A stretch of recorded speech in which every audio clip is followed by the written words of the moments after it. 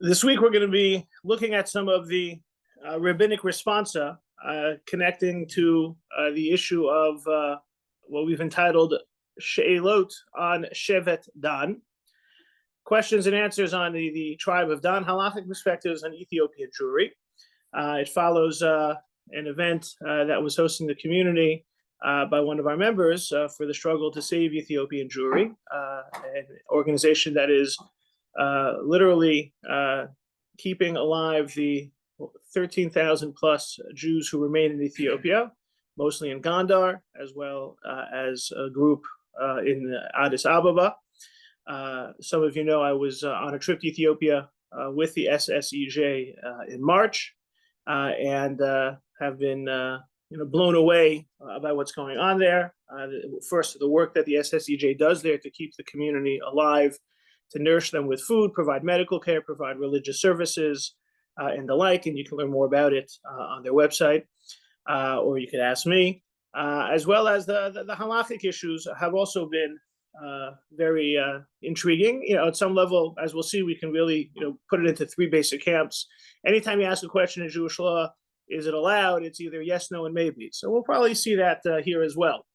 But just the history as well. And it's a subject I taught when I got back in March as a Shabbos morning shiur, Hashkama shiur on a Shabbos morning, and have expanded a little bit with some of the rabbinic responsa, mostly in this era, although it was addressed hundreds of years ago as well. But also kind of the historical context of what are the issues that you encounter when you are introduced to a Jewish community that has been cut off for hundreds of years. It's the Ethiopian Jewish community is not the only. There was B'nai Menashe in India. There are different organizations and efforts that have, quote unquote, found lost Jews in other parts of the world, Central America, South America, Nicaragua, Madagascar. There are other places where lost Jews are being found, and the question of integration or reintegration into the Jewish community comes up. So we're going to look at it as it pertains to the Ethiopian Jewish community. And I know that I see we have some of our regulars on Zoom and in person, but I noticed Rebecca Fight is joining us on Zoom. She was with me in Ethiopia. I guess I better, she's going to make sure I'm accurate in my descriptions. And she's also someone who's done a lot for Ethiopian Jewry, so a terrific resource on the subject as well. So we're going to start with a passage from Rabbi Nissim Mindel. Rabbi Nissim Mindel is a very prolific author. He was one of the secretaries to the previous Lubavitcher Rebbe, actually to his father-in-law as well. A very prolific author in the Chabad movement, and especially in the 40s and 50s. And he wrote about the Gaonim. He wrote about the Gaonim. That's the period of Jewish history in the 7th, 8th, 9th, 10th century into the 11th century, that period post-Talmud and before what we call the Rishonim, the medieval period. So it's kind of an area, a part of Jewish history that was very vibrant, because you have them trying to make sense of Jewish law from the corpus of the Talmud. And remember, it's not like today where you go on your phone and you pull up Sefaria and you look at the text. There was the Talmud then was the new text that didn't have before, and they're the ones trying to make sense of it for the community that, for the most part, doesn't have it because only the rabbi had it, or only the shul maybe had a copy. Right? We just read on Tisha B'Av about how terrible it was for European Jewry when they burnt cartloads of Talmud, because you lose your text, you lose your spiritual foundation. So he's writing about the period of the Gaonim, and in the period of the Gaonim, we encounter someone named Eldad Hadani, Eldad the Danite. So according to the story related by Eldad the Danite, source one, who had told to him by his ancestors, who in turn were told about it by their ancestors from generation to generation back to these fateful days, the 10 tribes were not lost at all. Eldad the Danite related that his own tribe, the Danites, Shevet Dan, did not wait to be exiled. When the Assyrian Empire grew strong and mighty, they saw that there was no hope for them to remain free. Moreover, the kingdom of the 10 tribes was at war with the kingdom of Judah, and the Danites did not want to fight their own brethren. So they decided to leave the land of Israel and find a safe place for themselves. It was in the 8th year of the reign of Achaz Melech Yehuda, that is in the year 3191, 14 years before the fall of Samaria, the 10 tribes. The Danites took their wives and children, their sheep and cattle, and left the land of Israel. They went by way of Egypt, further down the upper Nile River, and settled in Ethiopia in East Africa. The Danites were great warriors, and after fighting many battles against native tribes, they established themselves securely with a kingdom of their own. Later on, after the destruction of the Beit HaMikdash, 3 more tribes joined the tribe of Dan, Eldad related. They were the tribes of Naphtali, Gad, and Asher. The 4 tribes lived side by side in peace and brotherhood. The region where they lived was a fertile one. The only trouble was that the surrounding tribes were unfriendly. The 4 tribes had to fight them constantly. Yes, Eldad related, they were in possession of the Torah. They had the 5 books of Moses and most of the books of the prophets, but they did not have the book of Esther. They left before there was Purim. Nor did they know anything about the festival of Purim, because the miracle happened many years after the destruction of Beit HaMikdash, and these 4 tribes were not in Persia at that time. Being separated from the rest of the Jewish people, the 4 tribes did not know about the Jewish sages, the Tanaim, Amoraim, the authors of the Mishnah and the Gemara. They were not in possession of the Talmud, but they observed all the laws of the Torah and the traditions, as they were taught by their elders and scholars, who in turn received traditions from their ancestors from generation to generation back to Joshua and Moses. Indeed, they were always taught by their elders. These are the words of Joshua, who received the Torah from Moses, who received the Torah from God. All right, so this is Nissim Mendel writing a summary of what we have as the writings that were passed down to us from Eldad Hadani, going back to the age of the Gaonim. We're going back to the 9th century, essentially. And this is a summary. You can read the various editions of the writings of Eldad Hadani were presented and have been published. And this is a little bit of a synopsis, which takes us to this idea that there was, in addition to the 10 lost tribes, there were some tribes that left before they got lost and had their own tradition. It was a Jewish tradition that's different from the way the rest of the tribes that were exiled proceeded, right? They did not go to Persia. They did not have Purim. They didn't have anything after Purim. And so you have this Jewish community that's developing in isolation from the rest of the Jewish community. And you fast forward into the 15th century, you have Rabbi Ovadia Bar Tanura, an Italian prominent Torah scholar and commentator. I saw myself 2 of them from Egypt.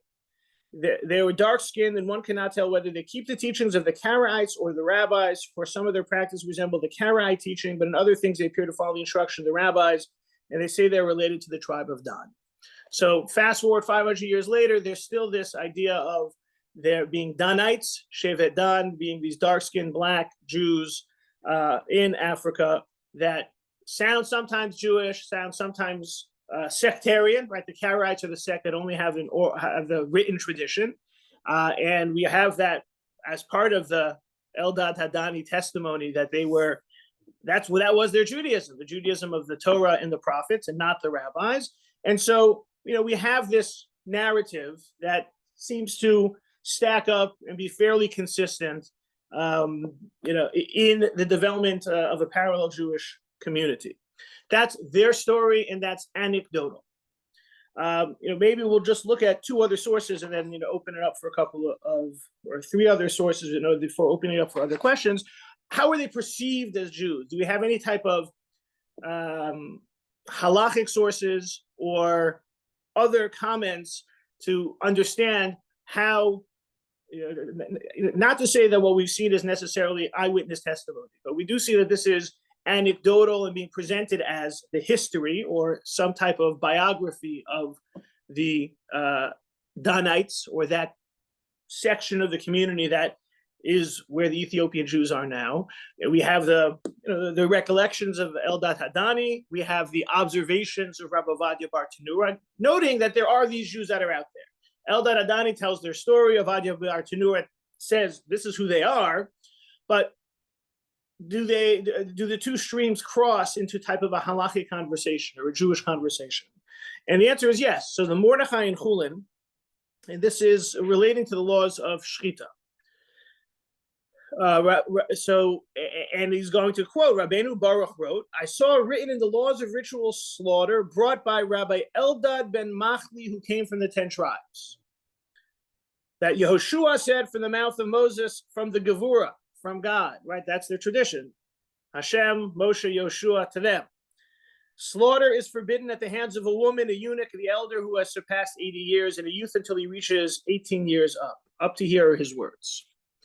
So, without going into all of the details of Hilchos Shchita, there are certain people who can do Shchita and certain people who can't do Shchita. A woman doing Shchita is technically permitted, but it's not done, and you don't really find women shochtim today.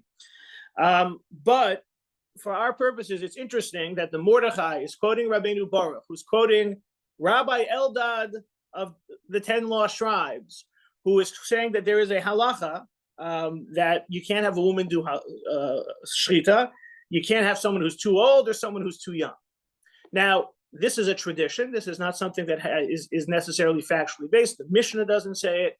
Halachically, lema'as, practically, it's not required. Again, the practice is to have men do shchita, but we don't talk about age requirements. We don't talk about 18 or 80 the same way. But it's just interesting that the Mordechai felt that this tradition that was out there from Eldad Hadani, from the 10 lost tribes, from Ethiopian Jewry, going back 1,000 years, was part of the integrated Jewish tradition. Not accepting it as practical law, but accepting it as part of the tradition. And there was a scholar, Adiel Kadari, who translated some of the works of the Gaonim and found a letter of Rabbi Tzemach Gaon, who references this source for in the matter of Rabbi Eldad Hadani. He, with regards to these laws of shchita, which are different than the Mishnah, what's quoted, do not wonder at the change and substitution you heard from Eldad. For the sages of Babylonian, the sages of the land of Israel, learned the same Mishnah with great precision. Meaning the later sages also took the Mishnah, which says everyone can slaughter, and then learned into it who were the exceptions, and neither detract nor add. They're not changing the baseline law. At times, these pupils give one explanation while those give another. This is certainly so regarding the Mishnah, which is something unexplicated, deep down, who can discover it, right? The idea of the Mishnah is sometimes very vague, and Rabbi Tzemach Gaon is explaining that what the Amoraim, the rabbis, are discussing in the Talmud are, okay, Mishnah leaves it very vague. How are we going to understand it? Everyone can slaughter. Does that mean everyone? Does that mean women? Does that, so it's not, don't be surprised that Eldad Hadani has a halacha that introduces other categories of disqualification to shchita. Don't see that as anti-tradition. That's what the rabbis do. The Mishnah, however, is a single teaching to which nothing may be added and from which nothing may be detracted. You find no variation neither in a major nor a minor matter, save in the Talmud. The Babylonians study it in Aramaic, while the tongue of those in the land of Israel is the land of Targum, the different dialects, and also the sages who were exiled to the land of Cush, interpreting the holy tongue with which they were familiar, right? You have Bavel, Israel, Cush, Ethiopia. They're all going to have certain deviations based on their language, based on their translations. As regards it not containing the name of a sage, what about it doesn't always tell us who the name of the specific sage is? Every Mishnah passage that the Israelites expounded the temple was without attribution, without the name of any sage. But we have very often in the Mishnah what's called the Stam Mishnah, right? You go through all of Mishnayos. You have a Stam Mishnah. You don't know who the author of the Mishnah always is. It's all one Torah, whether in the Mishnah or whether in the Talmud, and for the same fountain from which all drink. So you have Rabbi Tzemach Gaon talking about, look, it's not unusual for there to be opinions which are outliers, which we were not necessarily folding into our practical tradition. That's Torah. So you have two sources, halakhic sources. Again, this isn't telling us are Ethiopian Jews halachically Jewish or not, but we have the narrative, we have them being folded into the tradition. There is opposition. Ibn Ezra is talking about, is a commentary on Shemos, where Tzipporah is giving birth to a son and called his name Gershon, and Moshe named him Gershon, right? Because he named him Gershon because I was a stranger in an Eretz Gershon, right? I was a stranger in a strange land. He Ibn Ezra is saying it refers to Moses. Zipporah is the Cushite woman of whom Scripture later speaks. Do not believe what is written in the book, The History of Moses. Ibn Ezra is pointing out that there are books, there are outside works that tell us, who Moshe was married to. And he says you can't necessarily rely on those. I'll give you a general rule. We should not rely on any book not written by prophets or by sages who transcribe traditions passed on to them. We definitely should not rely on these books when they contradict reason. The same applies to the book of Zerubbabel, the book of Eldad Hadani, and similar compositions. So here we have Ibn Ezra making a comment in general on what's the canon of books that we can rely upon, feels that Eldad Hadani is outside the canon. So, you have those who quote it, you have those who reject it. Look, you could argue those who quote it aren't necessarily accepting everything as accurate or even commenting on it, whether it's Jewish, but you have a story that is told about another group of Jews. That group of Jews has a tradition. That tradition certainly seems to be recognized and accepted and quoted in mainstream Halakhic works. At the same time, there's skepticism and rejecting it of following it literally by the Ibn Ezra. That, I think, is an important prelude or introduction to start understanding, okay, you encounter an Ethiopian Jew who says, I'm Jewish, what do you do? Any questions, comments, reactions to just by way of introduction, the Eldad Hadani piece, which is important in understanding where the Ethiopian Jewry issue comes from.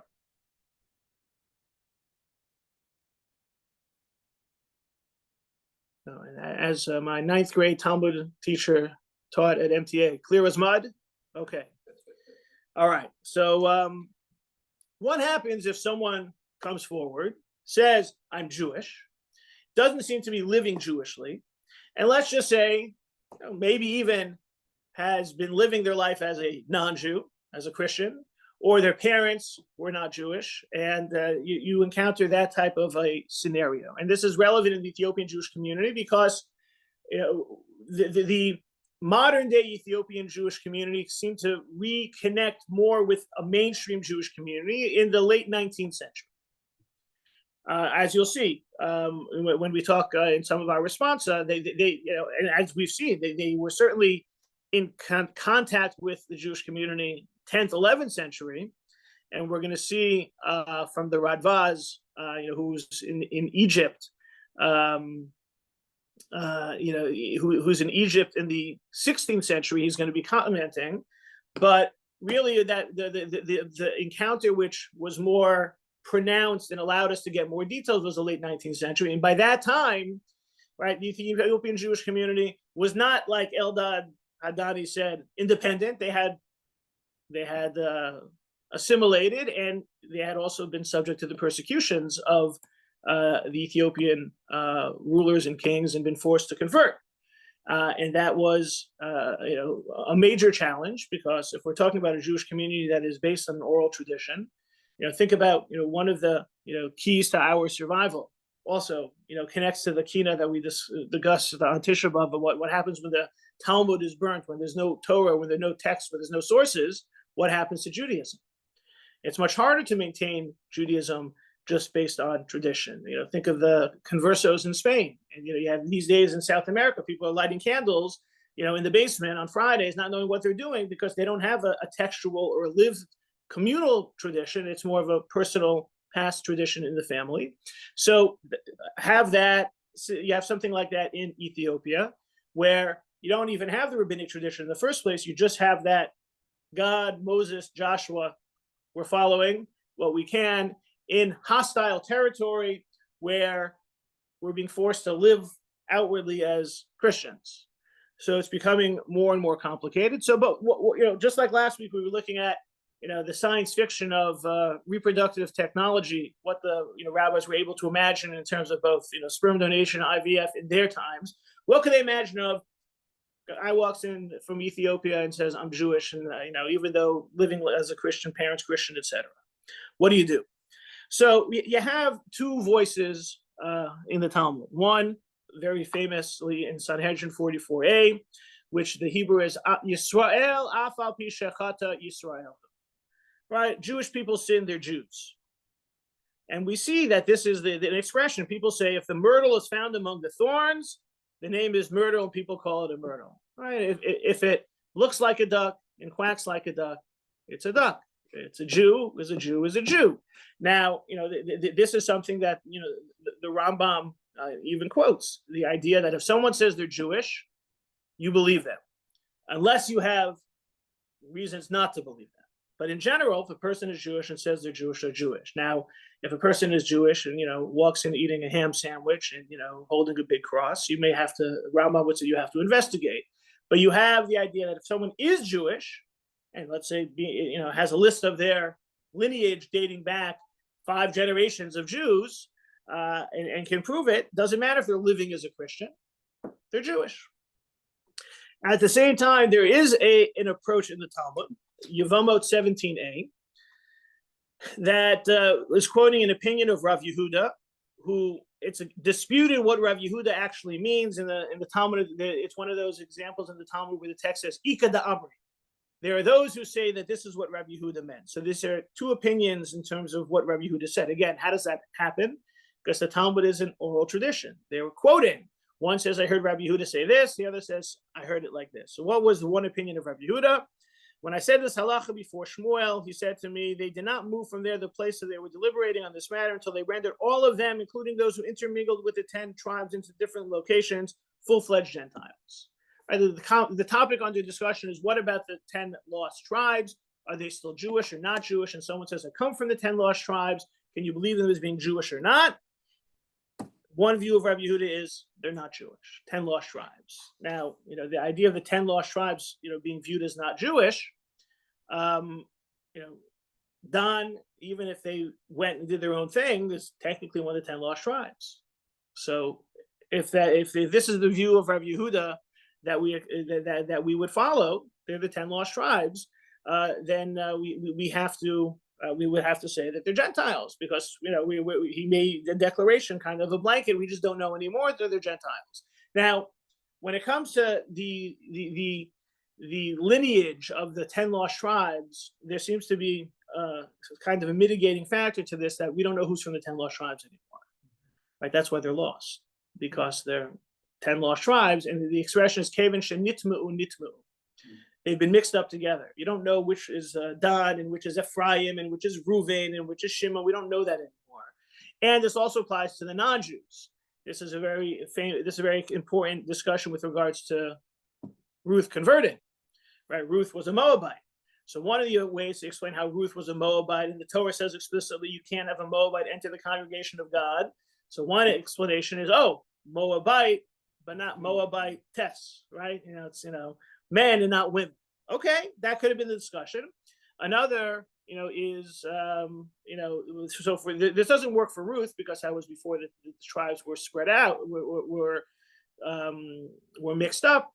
But there is this idea that once you hit the Second Temple era, we don't know who's who among the nations, not just the 10 lost tribes, but the nations of the world. So we don't have Amalekites, and we don't have Canaanites, we don't have Moabites, we don't have Ammonites, we just have non-Jews.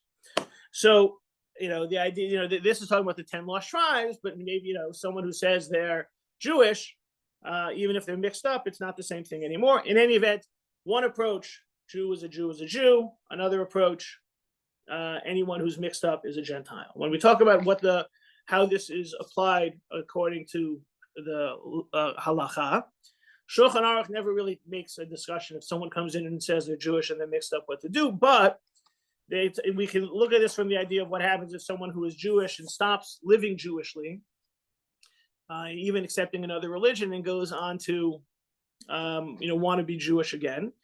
Are they considered Jewish? And this has to do with for marriage purposes. If a Jewish apostate betrothed a Jewish woman, his betrothal is completely valid, and she requires a writ of divorce. Right? So let's say you have a guy who's Jewish who decides to become a Catholic, and then he says to a woman, "You're my wife." You might want to say, based on, if a person is living non-Jewishly, that maybe his activity to marry is not enough. But Shulchan Aruch says no. A Catholic who used to be a Jew is still a Jew, is basically what the Shulchan Aruch is saying. Even if he had children after he left Judaism, let's say this person becomes a Catholic and has children, his children can still be Jewish, assuming that those children were born from a Jewish mother. So Jewish man, Jewish woman both become Catholic and marry each other.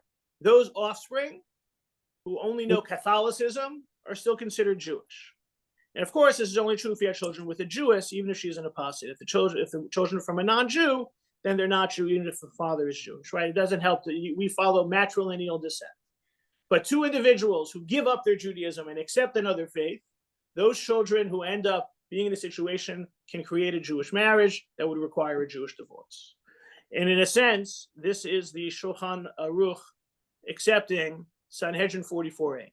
Yisrael Afal Pishachata Yisrael. Yeah. Is it possible, though, that we're stricter with marriage than we are with other halachas like shchita, or I don't know, some other thing? Could be. Yeah, we don't necessarily have the same. We don't necessarily have the same baseline. We don't have the same baseline because we reject plenty of Jews slaughter. Right? There are Jews who can't slaughter.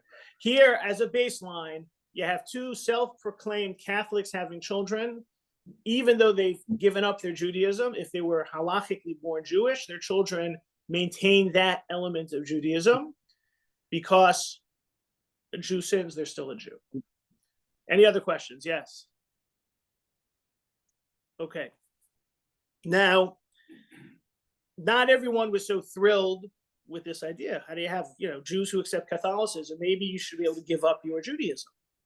So the Be'er Heitev, it's commenting on this law in the Shulchan Aruch, says one, Afilu zera zara kamadoros. Doesn't matter how many generations. A Jewish woman has a daughter who has a son. Doesn't matter how many generations they're living as Catholics. If you have the maternal lineage, you're Jewish. However, he points out a distinction. Dafka misha nishtamed la'anso. He says they have to be forced into conversion. It's not a Jew who accepts Catholicism, it's a Jew who's forced into Christianity. Avo mishumad lirtsono b'lishum ones rak tivo harav v'zadon libo hesil l'chpor ba'ikar zaro shalo ha'isah rasov le'daso b'kedusha dino k'goy v'en kedushim kedushav kedushim. He says if someone accepts willingly Christianity, those children are not Jewish. And that's the opinion he quotes of the Re'im. And then he says others argue on this. And even Im Nishtamed, end of the third line, Lirt so no, Banav Horasam Lisam Biktusha Karina Base. It doesn't matter. So there is a little bit of a tension. If someone willingly gives up their Judaism, that some would say their children are not Jewish, others say their children are Jewish because it all depends on having a Jewish mother. And some agree with one, some agree with the other. Some say, quotes V'kasav Knesses Hagdola, end of the fourth line. Afilu das haraim, the one who is more accepting. Dafka banav, avo b'nei banav afilu k'sheimam Yisraelis ein choshin v'kedusheihen. This only works for the first generation. If the mother accepts Christianity willingly, her children are Jewish, but those grandchildren, even born from the daughter, are not Jewish.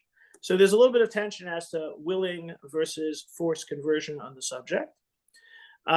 We've spoken about this previously with regards to the Brother Daniel case, which came up a few different times. Right, the famous Brother Daniel case of an individual who was born, survived the Holocaust, but was saved by hiding in a monastery, and he converted, became known as Brother Daniel. Went to serve in the Catholic Church in Haifa, Israel, where he was reunited with his Jewish brother, and he wanted to make Aliyah. He wanted to become an Israeli citizen under the law of return because he's Jewish. His parents are Jewish, and it was a big dispute because he had given up his Judaism, and according to the letter of the law, both maybe technically halacha from the Gemara and Israel's law, he was Jewish. But there was pushback because you're going to have people who accept Christianity becoming Jewish. They actually changed the law of return. And the change to the law of return is that if you give up your Judaism, you give up your right to the law of return, and so do your children. So this is significant, both in terms of for a number of reasons. One, Rabbi Aaron Lichtenstein, and we had seen that Rabbi Aaron Lichtenstein wrote an article on the subject that talked about the idea of a Jew not being able to give up their Jewish genealogy or their Jewishness genealogically, if that's a word, but a Jew could give up their right to claim to be Jewish if you give up your religion. Right, losing my religion is enough to be. If you give it up, you lose your ability to be considered Jewish, even if you're technically Jewish, and that is something that we'll see come up again. We'll see another opinion of Rav Lichtenstein at the end here. It's also relevant because with the Ethiopian Jewry, everyone wants to know when they hear about this 13,000 Jews left in Ethiopia. So why can't they just make Aliyah if they're Jewish? I mean, we're going to see now, we're going to get into those Halakhic opinions that specifically address Ethiopian Jews, but why don't they just make Aliyah? Well, this idea of the change to the law of return in the aftermath of the Brother Daniel case led the Israeli government, once they started dealing technically with Ethiopian Jews sometime in the 1970s, to recognize that Ethiopian Jews were very often the descendants of those who had given up their Judaism. And remember, this is after the Brother Daniel discussion, after the change to the law of return. And therefore, how do you look at Ethiopian Jews? On the one hand, you see that there's a Halakhic conversation, and you'll have to have the Halakhic conversation. And we've seen that there's some views that maybe it works for one generation, but maybe not further, or maybe it just always works. But also from the technical view, how do you look at a community that's Jewish, but has parents or grandparents or ancestors that gave up their Judaism in the aftermath of the Brother Daniel case, which led the Israeli government to not apply the law of return to Ethiopian Jews. That was a governmental decision of the Israeli government to exclude Ethiopian Jewry from the law of return. And Ethiopian Jewry's ability to make Aliyah was then from then on dependent on a government decision. Government decision is when you read about Israeli cabinet meeting and making decisions to do this and do that. That led to the government decision that Ethiopian Jews could only make Aliyah under other legal criteria, not the law of return. And now we'll look at the Halakhic approach and we'll stop for some questions. Yes. I have a question. Yeah. So this law of return that Israel instituted, does that include, like so many people we know of, certainly my generation, or that have become agnostics? They were born Jewish and they sometimes very little identify with being Jewish culturally, but they are not. They just say, I don't believe in God. I'm not, So, is that the same thing? The law of return, if a person has formally accepted another religion, and I would imagine there are probably legal criteria for determining that, there's no litmus test of, declaration of faith or commitment to practice that's part of that being Jewish. Essentially, it's you have one Jewish grandparent, you're Jewish. Okay. Right? Which can mean you're not halakhically Jewish, in addition to whether one's living observantly or believing Jewish. The criteria were changed that if someone has been demonstrably affiliated with another religion, and again, I don't know offhand the exact proof, but I would imagine, it was motivated by this Brother Daniel, who clearly, by being called Brother Daniel, had associated himself with another religion that disqualified him and those like him from the law of return. But it's not there's no litmus test from a practical perspective. Having one Jewish grandparent's enough. Okay, thank you. Yeah. Any other questions? All right, so let's look at now how halachically people looked at the story of Ethiopian Jews. Again, we've seen there's a narrative of the Jews of Ethiopia from the Eldad Hadani. We've seen that community merges into the Halakhic community by being quoted as their traditions as being something relevant, even part of the discussion of mainstream Halakha, even if it's not what we do. We've seen some skepticism of that as expressed by the Ibn Ezra. When we talk about someone who comes and says they're Jewish but isn't living Jewishly, on the one hand, they're Jewish. If they convert out or their ancestors convert, it's a little bit more complicated. And in terms of Ethiopian Jews, what we're going to encounter those with some would say they have two strikes against them. They don't have a mainstream tradition, and they do have the complexity of ancestors converting out.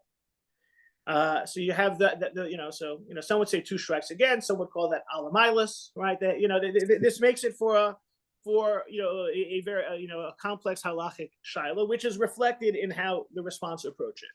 So, like we said, one of the first more serious explorations of this community was Rabbi David ibn Zimra from Egypt. He lived 1479 to 1589, so he's addressing this in the 16th century. So he was asked, source 10. Right,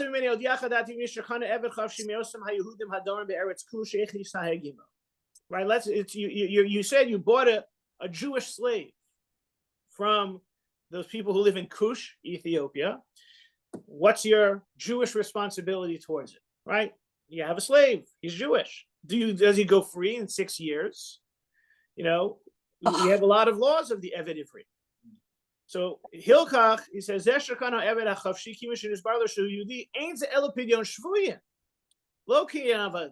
you find out that your slave is Jewish, it's no longer a slavery situation, you have to rescue him. By mitzvah, someone tells us, you don't want them to be living among non-Jews. Right? So on the one, he seems to be saying, if he's Jewish, forget about asking about slavery, you have to free him. There's another doubt here.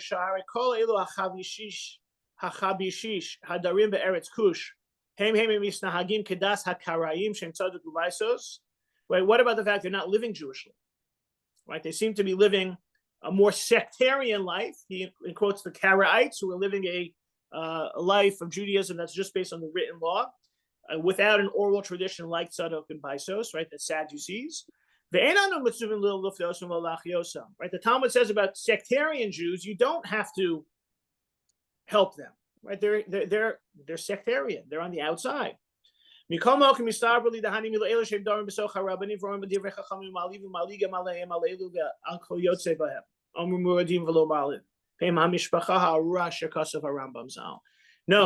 the sectarian Jews for whom the Talmud says we have no responsibility are not part of our community. Think back a couple of weeks ago when we talked about non-observant Jews being on the outs. Those are only those who grew up among the rabbis, being surrounded by the teachings of what to do, and they decide to mock those and scorn those and to reject those. Those are the ones that are outside the community for whom we have no responsibility or not. There's no kinship. Again, we've looked at that from a different perspective a few weeks ago. These Kushi Jews are from Shevet Dan.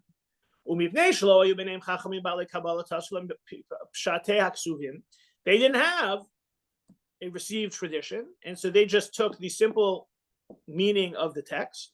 If they had been taught, they were like being held captive. They teach them the law and they'll practice the law. Right? Spoiler alert, you go to Ethiopia today, they're living observant lives of Shabbos and kosher and Pesach and mikvah and davening, many ways very similar to our own. Although they're a little bit more Sephardic, so if you're Ashkenazi, you're going to feel like it's a little bit different. But for the most part, this is what he's saying. They're Jews. They're from Shevet Dan, and they're not, so you ended up buying this slave. You got to free him, and you got to rescue him, and you got to bring him back. He does point out a complicating fact. They're inyan yuchsin, right? What about their family status? Ani choshesh shema kiddushehem kiddushin v'gitehem eno kitikun chazal she'em yoden kol b'tiv gitin kiddushin. He says that they're married and they're living together, which means they have a certain type of marriage status in the community. But those who get divorced don't have any divorce tradition. And if you're married but not divorced and then marry somebody else and have children, they're worried about illegitimacy, about the mamzer scenario. And that could be a difficulty, not about their Jewishness, but about who they can marry going forward. And he says, this is Hanir Lefian Yazdati, David ibn Zimra. This is the famous Radvaz addressing the situation, going back, to the 1500s. So you have that was what the Radvaz said. Again, we said that the Ethiopian Jewish community gets more reintroduced to the formal Jewish community late 19th century. State of Israel is established. It becomes onto the radar screen as a live issue in the 1970s. So what's Israel going to do? So Israel has a couple issues to address. One is the political issue, but the other is the Halakhic issue. In Israel, religion and politics do meet.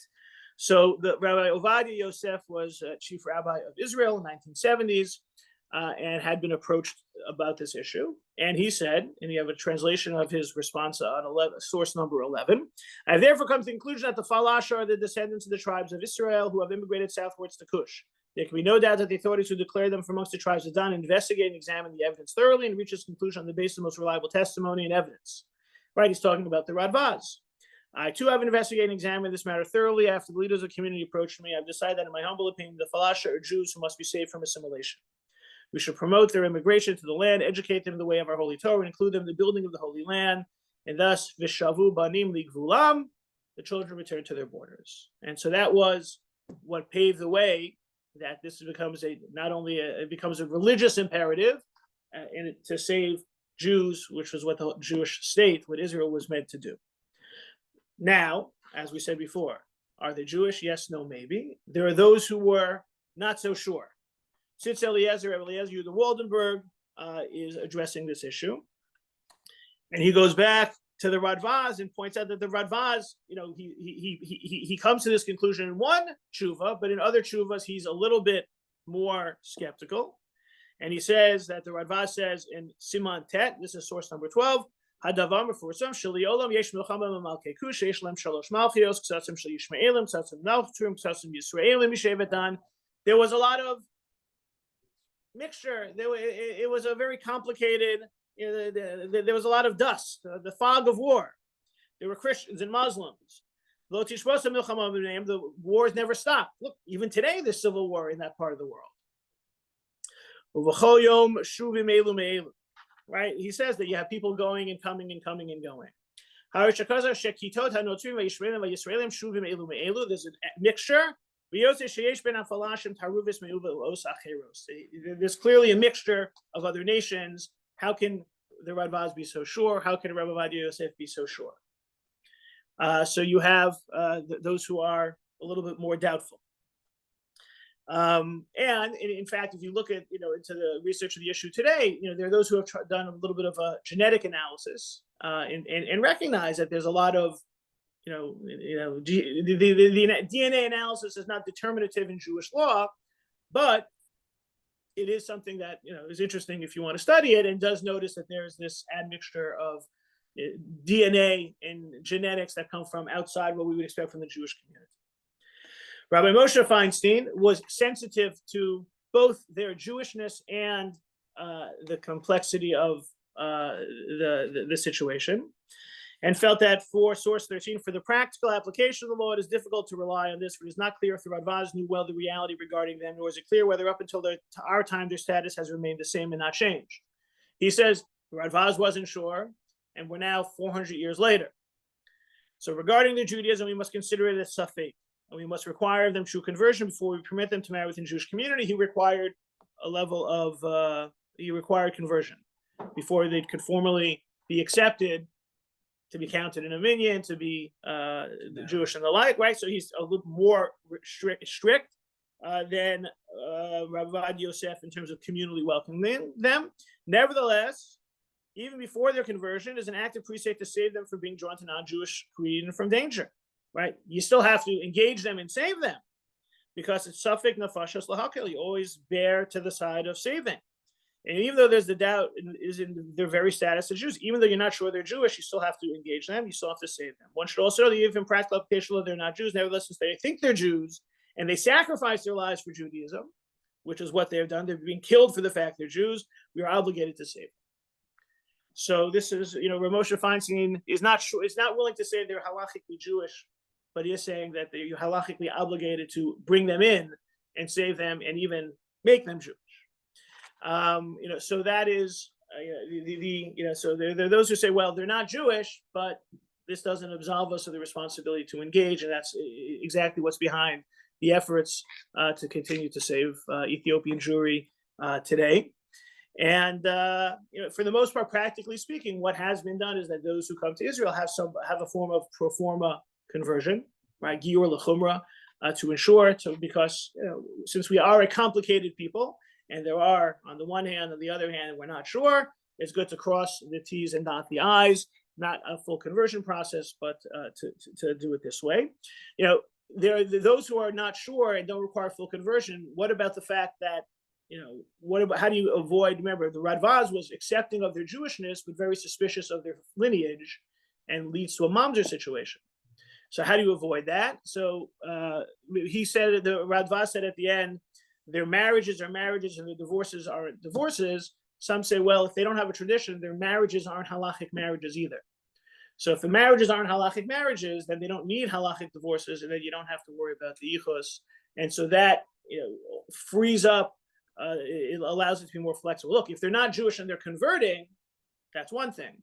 But for those who say they are Jewish and the conversion is only l'chumra, what about the mamzer issue? That's how many, including Rav Shechter, say their marriages aren't marriages, so they don't need divorces, and their yichus is clear. And so the practice has been Giur l'chumra to join the rest of the community. I want to just conclude with a source. We talked about Rav Lichtenstein with regards to this idea of giving up one's Jewishness. Rav Lichtenstein was asked, you see the source number 14, the following ruling of Rav Lichtenstein was related by Dr. David Berger, demonstrates the importance of the immersion. The question was, if someone said they're Christian, do they have to do anything to come back to being Jewish? And there's an idea that they should go to the mikvah. And this seems to be viewed as important. It's not halachically a criteria, but it's important. And Rav Lichtenstein is confirming that this is important. And the question was, an older woman who had converted to Catholicism in her youth, returned to Judaism in her later years, asked Dr. Berger if she must immerse in a mikvah. She told him that she found it difficult to immerse due to her age, right? It's hard to go down the steps into the mikvah. Dr. Berger posed the question to Rav Lichtenstein, who ruled that the woman should make a great effort to immerse despite this difficulty. He explained that it is the least she could do in light of her earlier abandonment of Judaism.